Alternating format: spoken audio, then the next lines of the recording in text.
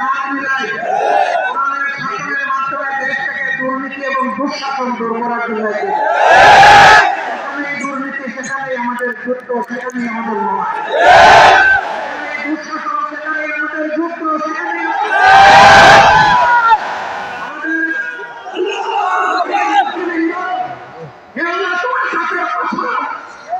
তারা জীবন দিয়েছেন কিন্তু অন্যায়ের সাথে আপোষ করেন না, দুর্বৃত্তের সামনে মাথা নত করেন না।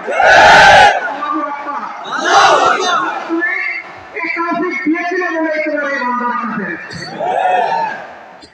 আগামীর পথে একটি মানবিক সমাজ গড়ার লক্ষ্যে আমরা কি